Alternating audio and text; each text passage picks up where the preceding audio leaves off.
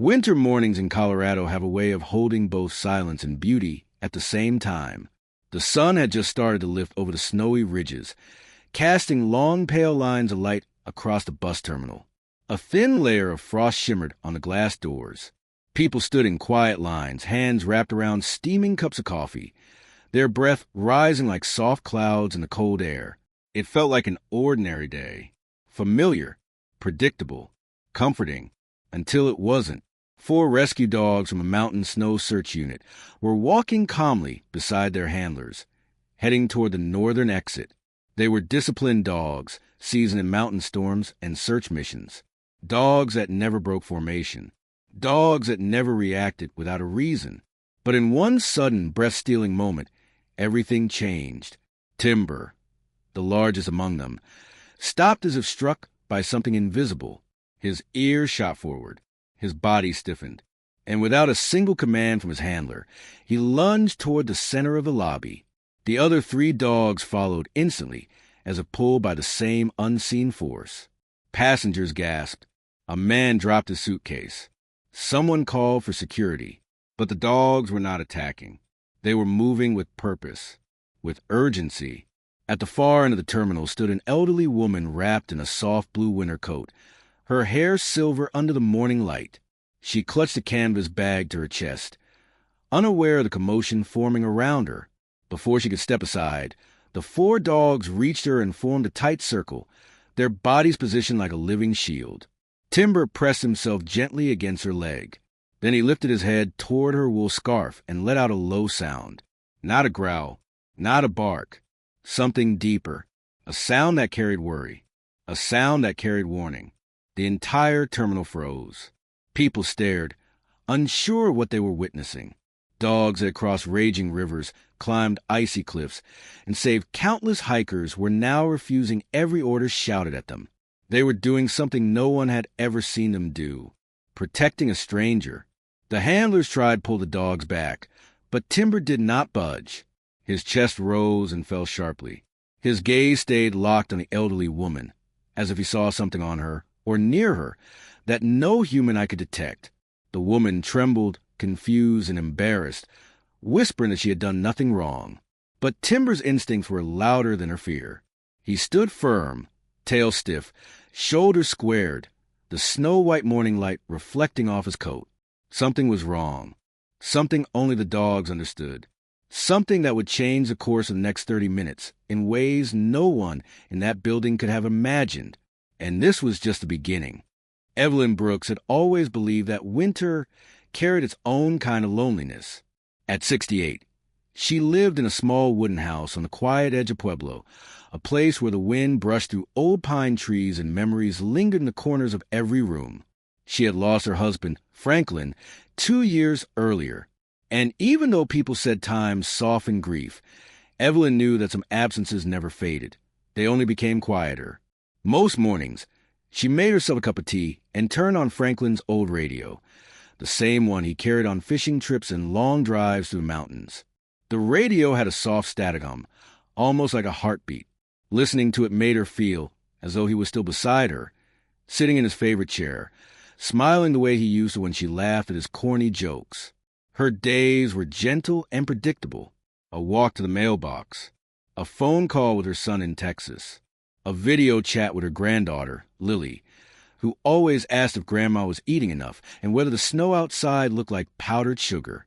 Today, Evelyn was headed to Denver to see Lily perform in her winter choir concert. She had been looking forward to it for weeks, even laying out her blue coat the night before, smoothing the sleeves the way her husband used to smooth her shoulders during church services. She carried the canvas bag with her everywhere she traveled. Inside it, wrapped carefully in a scarf, was a radio. A reminder of the love she once had. A reminder of the world she once shared with Franklin.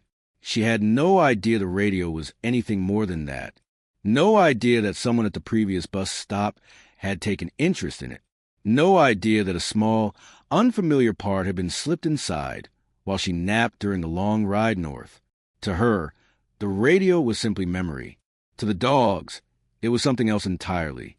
Timber the German shepherd at the head of the mountain snow search unit, had a history nearly as heavy as Evelyn's grief. Found half buried in a snowdrift as a puppy during one of Colorado's worst blizzards. He survived only because rescuers refused to give up on him. They warmed him, fed him, slept beside him, and over time, Timber grew into the kind of dog people trusted with their lives. He had a gift, an instinct so sharp that handlers often said Timber felt danger before danger even had a shape. He could detect faint traces of heated metal, electrical discharge, and the subtle chemical shifts that came from malfunctioning equipment. It was a sensitivity no training could teach, something born from surviving the storm that nearly took his life. The day before the incident, Timber had spotted Evelyn sitting quietly on a bench outside the terminal. She was tightening her scarf around her neck, the radio resting in her lap. Something in Timber's chest stirred when he saw her. A flicker of recognition, though he'd never met her before. He lingered longer than his handler expected, watching her the way dogs sometimes watch people who need more care than they ask for. Evelyn, unaware of the attention, smiled and patted his head gently. It was a smile of someone kind, someone lonely, someone who still carried a heavy story quietly. And in that brief, unspoken exchange, something settled between them, a connection, faint but real, the kind only a dog with a survivor's heart could sense. Neither Evelyn nor Timber knew that the meeting was more than coincidence, that something hidden in Evelyn's bag, something she did not understand, would soon bind their fates in a way no one could have predicted. But Timber had felt it, and on that cold winter morning inside the bus terminal, his instincts were about to prove it. The moment Timber and the other rescue dogs surrounded Evelyn, the quiet morning inside the bus terminal shattered like thin glass. Conversations broke off mid-sentence. A newspaper slipped from someone's hands. A woman holding her coffee gasped as she stepped backward, nearly tripping over a bench. The handler shouted commands, but the dogs did not obey. Not one of them. They moved with instinct, not training. Timber stood firmly at the front of the circle, shoulders tight, tail stiff, breath heavy and fast. His paws pressed hard into the tile, as though he was bracing himself against a storm only he could feel. The elderly woman at the center of it all trembled, her eyes darting from face to face. I do not understand," she whispered. Her voice shook like a brittle leaf. She clutched her canvas bag even closer, as if afraid someone might take it from her. Security officers rushed toward them, hands hovering near their belts, uncertain but ready. The air tightened around the scene, like the moment before lightning strikes. One guard barked out, "Ma'am, please step away from the dogs. We need to check your belongings." But Timber moved before she could take even a single step. He shifted his weight, placing himself directly between Evelyn and the approaching officers. His growl rolled low, not in aggression, but in warning. A message: stay back. She is not the threat. Something else is. The officers hesitated. This was not normal behavior for trained rescue dogs. They were supposed to assist, not resist. Yet here they were, outnumbering the humans, acting as one unfaltering wall. People in the crowd began to whisper, "What is happening? Is she carrying something dangerous? Why are the dogs protecting her?" Evelyn's hands shook uncontrollably. She looked down at Timber, confusion filling her eyes. "I have nothing to hide," she murmured, her voice cracking under the weight of fear. "I am just trying to get to Denver to see my granddaughter." Timber looked up at her for a brief second, and something in his eyes shifted. A softness, almost sorrow, as though he could feel her fear. But then his expression sharpened again. He pressed his nose toward the canvas bag, inhaling deeply and stiffened even more. One of the handlers stepped forward, voice tense. Timber only reacts like this when he senses electrical discharge or metal that is overheating. Something in that bag is bothering him. "I only have my husband's radio," Evelyn said softly. "It is old, but it still works. I keep it with me because it reminds me of him." Timber let out a sharp whine, one that echoed off the walls. He pawed at the bottom of her bag, then jerked his head toward the security officers, urging them to recognize what he already knew. But the officers misunderstood. "Ma'am, please place the bag on the ground. one ordered. His tone was stern but not unkind. He was simply doing his job. Evelyn slowly lowered the bag to the floor, still shaking. And the moment the bag touched the ground, everything changed. Timber lunged forward, placing his front paw firmly on the bag as if to stop anyone from grabbing it. One of the younger handlers tried to pull him back. Timber, no. Heel. Timber did not move, not even an inch. He let out a low, urgent howl that silenced the entire terminal. A sound not heard often from trained rescue dogs. A sound that meant danger was already here. The atmosphere thickened. The room seemed to shrink. Evelyn's eyes filled with tears as she whispered, "Please, please tell me what is happening." But no one could answer her. Timber answered for them. He pressed his nose against the fabric of the bag once more, then stepped backward and planted himself in front of Evelyn, his body rigid and protective, as though he expected something to go terribly wrong at any moment. For the first time, the handlers exchanged a look of fear. Not fear of Evelyn, not fear of the dogs. Fear that Timber, the dog who had saved lives for years, who had never once disobeyed an order, was trying to tell them the truth. A truth they did not yet understand. A truth Evelyn had no idea she was carrying. And as the cold winter light streamed to the tall windows, glinting off Timber's alert brown eyes, one thing became painfully clear. This was no mistake. This was no random outburst. Timber was fighting to protect her, even if the entire room stood against him. And the crisis had only just begun. The tension inside the terminal tightened until it felt like the entire building was holding its breath. Evelyn stood frozen, her thin hands trembling near her chest. Passengers kept their distance, watching with wide eyes. Security officers exchanged uncertain glances, unsure how to proceed when a team of trained rescue dogs refused every command. Then, without warning, Timber made his move. In a swift, deliberate motion, he gripped the strap of Evelyn's canvas bag with his teeth and yanked it toward him.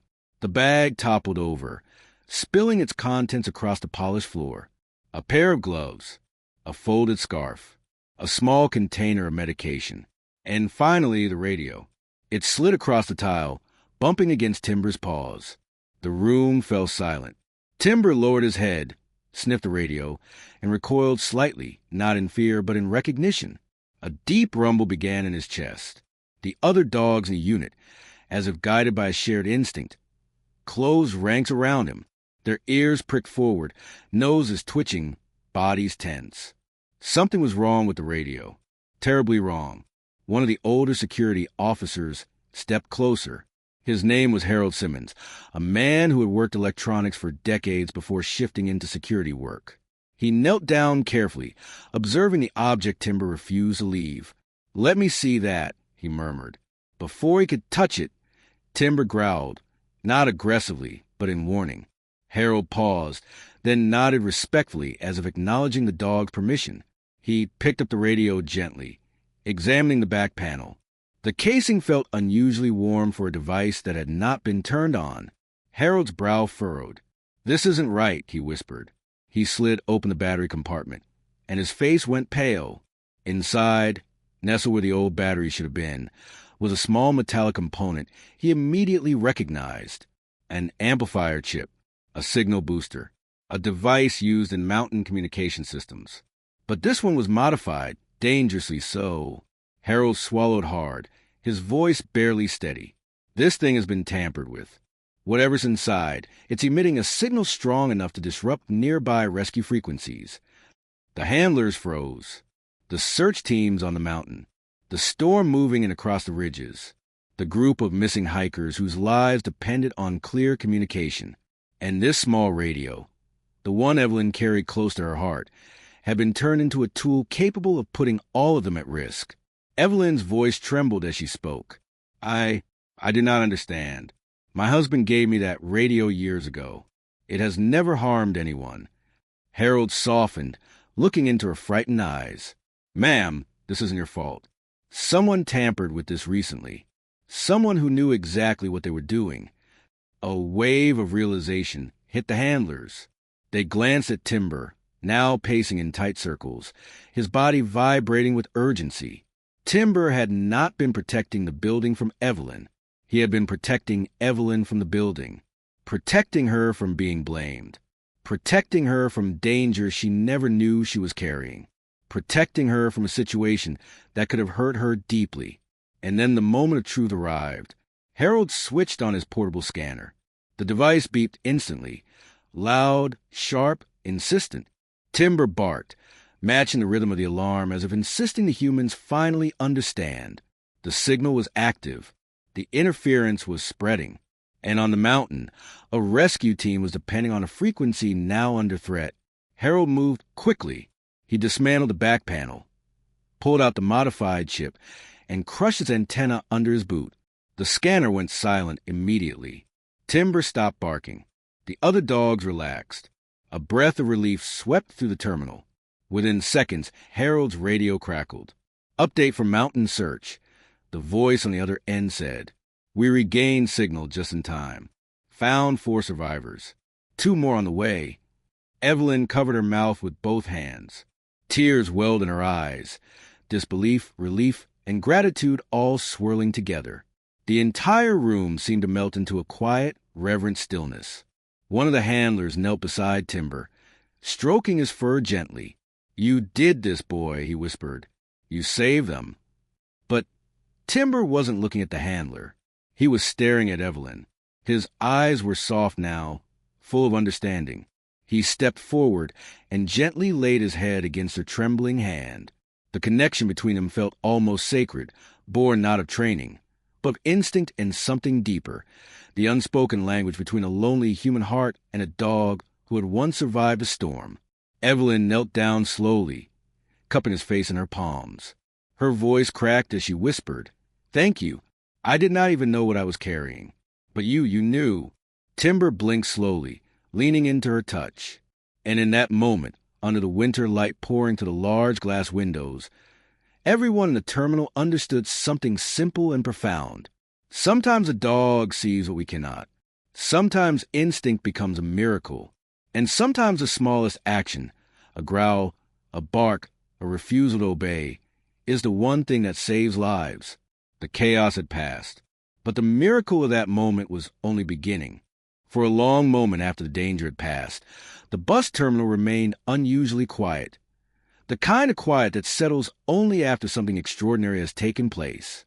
People stood still, not because they were afraid anymore, but because they were witnessing something tender unfold before their eyes. Evelyn stayed on her knees beside Timber, her hand resting on the dog's warm fur. Her breaths came slowly, the shock finally loosening its grip on her chest. She glanced at the dismantled radio, lying a few feet away. Something she had treasured for years had been turned into something she did not recognize, something that harmed others without her ever knowing. Her voice wavered as she whispered, "Franklin would never have wanted this. He loved that radio. He trusted it."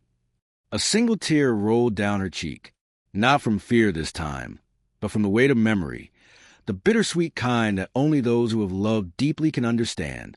Harold, still kneeling nearby, placed a gentle hand on her shoulder. "Ma'am, none of this was your fault. Whoever tampered with that device took advantage of something precious to you. What matters now is that no one was harmed. The hikers will make it home tonight, thanks to this dog." Everyone turned their eyes toward Timber, who sat tall but calm, as if he understood the praise but did not need it. His focus remained on Evelyn, guarding her even in the aftermath. A small group of passengers stepped closer. An older woman with silver curls spoke first. "Sweetheart, you were so brave. Those dogs, they were protecting you." A man added softly, "I have never seen anything like that, not in my whole life." He pressed a hand to his chest, his voice thick with emotion. "That dog saved more than lives. He saved a good woman from being blamed for something she never meant to carry."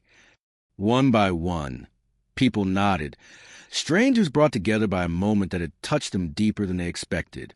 The tension in Evelyn's shoulders slowly softened. She reached for Timber's face, gently brushing her thumbs along his cheeks. "You knew I was in trouble even when I did not," she whispered. "You saw something I could not. How can I ever thank you for that?" Timber leaned forward, pressing his forehead against her hands. A simple gesture, a healing one, A rising sense of warmth spread across the terminal. Something far different from the fear that had filled it moments earlier. It was a warmth of shared humanity, of gratitude, of witnessing the quiet power of loyalty that only a dog could offer. A few minutes later, an announcement echoed overhead. The next bus to Denver was boarding. Evelyn wiped her tears, gathered her things, and tried to stand, but Timber gently nudged her, steadying her as if he knew her legs were not yet ready. The rescue team exchanged glances. They understood. Sometimes the job of a rescue dog continued long after the danger had passed. Timber, the handler, said softly, "Go with her." The dog wagged his tail once, slow, deliberate, and stayed at Evelyn's side as she walked toward the gate. Her steps were unsure at first, then steadier. Passengers moved aside willingly, offering gentle smiles, nods, words of comfort. As she took her seat on the bus, Timber settled beside her feet, resting his head on her lap. Evelyn stroked his fur with a tenderness that came from somewhere deep, a place in the heart where loneliness once lived, now replaced by something warmer. A sense of peace washed over her, a feeling she had not known for a long time. Outside the bus window, Harold and the handlers watched as the engine rumbled to life. Snowflakes drifted softly from the sky, catching the morning light. One handler wiped at the corner of his eye and laughed quietly at himself. "That dog has more heart than most people I know." The bus pulled away slowly, carrying Evelyn and Timber toward Denver. It was the beginning of a new chapter for both of them, one not written in fear, but in gratitude. And as the terminal returned to its normal rhythm, people kept talking about what they had just seen. Not the danger, not the fear, but the courage and loyalty of a dog who refused to stay silent when someone needed him most. A story like that does not fade quickly. It lingers. It heals. It becomes part of the quiet legacy that reminds people, especially those who have lived long enough to know loss, that miracles still happen. Sometimes they walk beside us on four legs. Sometimes they find us when we least expect it. And sometimes they save more than lives. They save hearts. The ride to Denver was quiet, but it was a kind of quiet that brings comfort rather than emptiness. Evelyn sat by the window, watching the snowy field stretch out like a quilt stitched with silver threads. Timber lay curled at her feet, his steady breathing a gentle reminder that she was not alone anymore, not in the way she had been for so long. Every so often, Evelyn reached down to stroke his fur. Each touch felt like a conversation without words. A thank you, a reassurance, a promise that she would remember this moment for the rest of her life. As the bus rolled along the highway, she closed her eyes and let her thoughts wander. She remembered Franklin's laughter, the nights they spent listening to the radio, and the last winter concert they attended together. The ache of missing him was still there, but something had shifted. It was no longer an ache made of loneliness, but of gratitude. Gratitude for the years they had, for the memories they built, and for the fact that life, even in its most unexpected moments, still had ways of protecting her. Timber lifted his head and rested it gently on her knee. She smiled through the soft tears forming in her eyes. "You saved more than those hikers today," she whispered. "You saved me from carrying a guilt I did not deserve. You saved me from a fear I could not name. You brought back something I thought I had lost. Hope, safety, connection." The bus slowed as it reached Denver's Central Station. Passengers began gathering their belongings. A few people stopped beside Evelyn on their way out, offering kind smiles. One woman placed a hand over her heart. "Ma'am, your story, it touched all of us today. That dog has a gift." A man nodded respectfully. It is not often we get to witness real heroism up close. Evelyn felt her cheeks warm. She rested her hand on Timber's head. "He is the hero," she said softly. "I am just the one fortunate enough to be protected by him." As she stepped off the bus, Timber stayed close, matching her slower pace with patient steps. Snowflakes drifted down around them, settling briefly on Timber's coat before melting into droplets. In the glow of the afternoon sun, the scene looked almost like a painting. A gentle woman and a loyal dog walking side by side into a new chapter neither of them had expected. Outside the station, Evelyn spotted her son, waving from across the plaza. Her granddaughter Lily stood beside him, bundled in a bright red coat, jumping up and down excitedly.